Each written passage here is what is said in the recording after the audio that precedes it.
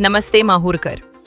माहूर बसस्थानकावर ड्युटीवर असलेले होमगार्ड शेख असलम शेख युसुफ साय नंबर 146 यांना गस्तीदरम्यान एका कंपनीचा मोबाईल फोन सापडला.